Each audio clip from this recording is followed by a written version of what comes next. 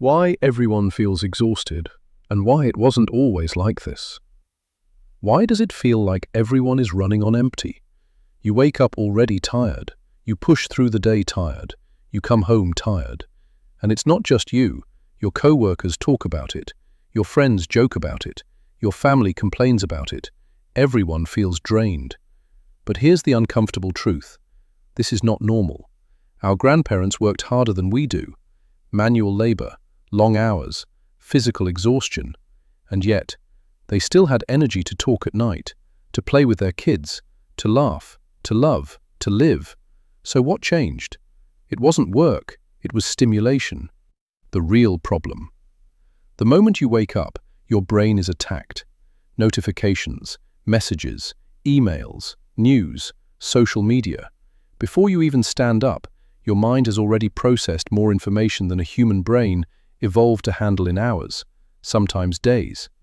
Then you go to work, meetings, tabs, pings, deadlines, multitasking. You don't finish one task anymore, you juggle 10. And your brain is screaming internally, "Stop, I can't do this anymore." But stopping feels illegal. Rest feels like failure. Silence feels like laziness. Doing nothing feels irresponsible. So you keep pushing, until one day, you can't. You go to the doctor, blood tests, vitamins, hormones, everything looks fine. You're healthy, they say. It's just stress. But here's the real question. How do you rest when your mind never shuts up? Even on the couch, you scroll. Even on vacation, you consume.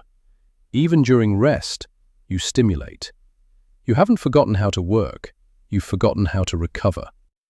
A different way of living. While burnout spreads across the modern world, while exhaustion becomes a personality, while people rely on caffeine to survive and medication to calm down, there is a culture that understood something essential long before neuroscience existed. Japan. Not because they work less. In fact, they work more. They even have a word for death from overwork. But they also preserved something the modern world erased. Deliberate energy restoration. Practices developed by warriors who needed clarity, endurance, and calm under pressure. And modern science now confirms what they always knew. There are 3 principles: simple, ancient, and devastatingly effective. But before we get to them, let me tell you a story. Chapter 1. Caleb. Caleb was 35, married, successful, stable, and completely exhausted. He slept enough. He ate decently. He even tried to exercise, but everything felt heavy.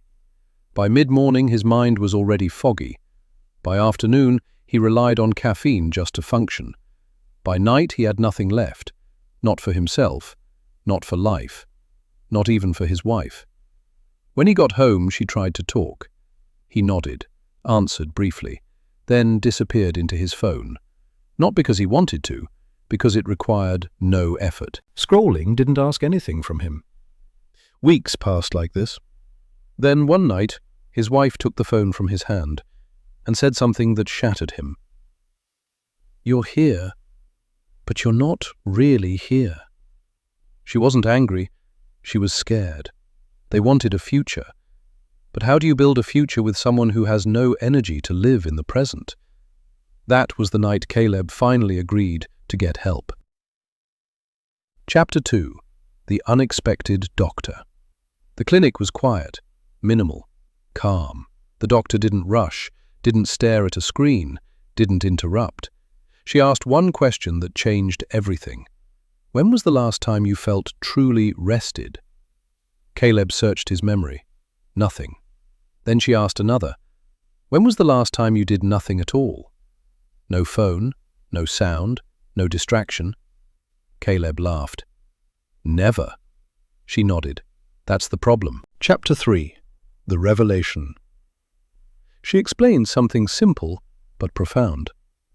Your brain is not tired because it works. It's tired because it never stops processing. Silence is not emptiness.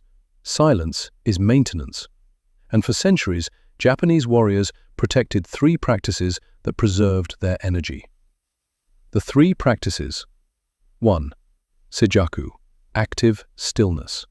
This is not sleep, not meditation. It is alert silence. 10 minutes. No phone, no sound, no goal, just sitting, breathing, observing. When you do this, your brain enters a state scientists now call the default mode network. This is where the mind cleans itself, organizes thoughts, releases mental fatigue. The samurai practiced this before battle, not to relax, to sharpen. 2. Shinrin Yoku, forest presence. Not exercise, not hiking, simply being in nature. Trees release chemical compounds that reduce stress hormones and strengthen the immune system. 2 hours in a natural environment can restore attention depleted by screens. Your nervous system recognizes nature as safe, and when the body feels safe, it recovers. 3. Inemuri, strategic rest. Short naps, 10 to 20 minutes. Not deep sleep, not collapse. A reset. These naps improve alertness, creativity, and memory. They prevent burnout instead of reacting to it. In Japan, this isn't laziness, it's discipline. Chapter 4. The Change. Caleb tried it. At first it felt uncomfortable, useless, strange. Silence was loud. But within weeks, things shifted. He stopped reaching for his phone first thing in the morning. His sleep deepened. His focus sharpened. Most importantly, he had energy again. Energy to listen. Energy to connect. Energy to live. Months later, everything changed. The real lesson. The samurai weren't powerful because they had more energy. They were powerful because they wasted none. They didn't leak energy through distraction, through tension, through mental noise, and neither should you. You don't need more caffeine. You don't need more motivation. You need less waste. The challenge. For the next 30 days, 10 minutes of silence every morning, 1 hour in nature twice a week, 15 minutes of strategic rest daily. Do this and watch what returns. Because life is too short to live exhausted, and energy is not forced, it is cultivated. See you in the next video.